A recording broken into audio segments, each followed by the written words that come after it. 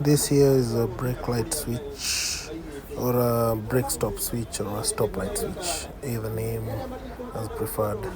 The specific switch here, this is for Howo Sinotruk, as seen by the part number here, WG9725716002.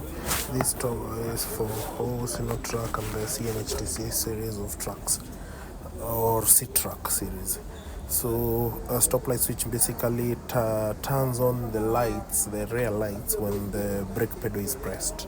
So when you brake the brake pedal at your foot, it will in turn also it's actually positioned near the brake pedal, such that the brake pedal mechanism also presses the brake light switch or the stop light switch. So as it presses here, then the signal is sent to the rear tail lights to start indicating whether you're braking or you have released the brake. So this is a 4-pin switch.